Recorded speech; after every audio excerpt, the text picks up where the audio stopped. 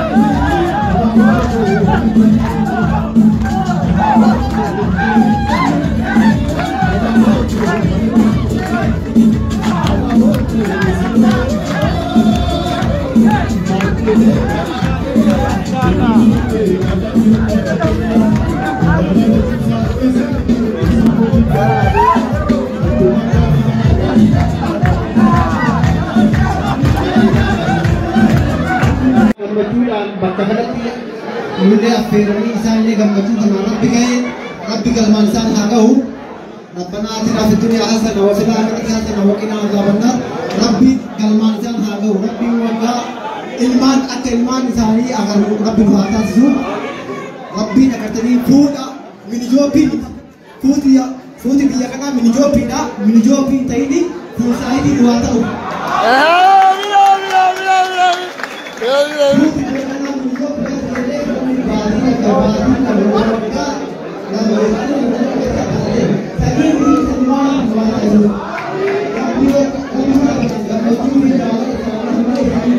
Thank you.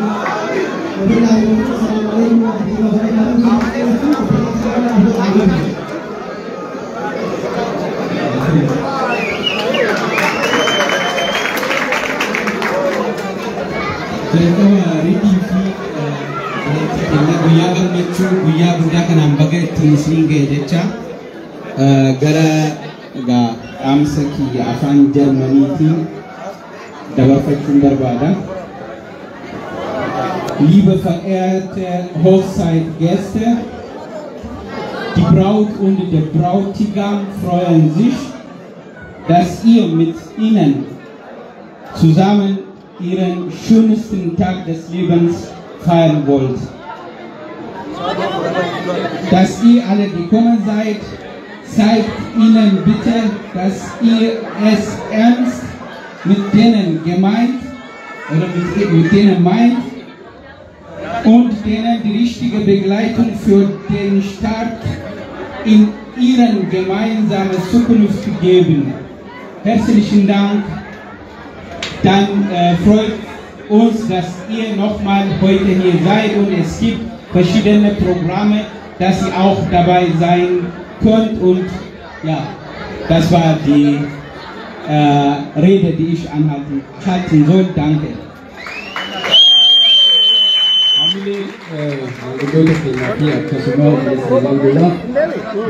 Kan sunan sagantaa keenyaa sududumaan akka itti aanutti walduraa duubaan keessanii dhiyaatu ta'a. Amma gamanumaan gama laaqana keessaniitti fudhachuutti tartiibaan nu deemaa isinii jennaa ulfaadha.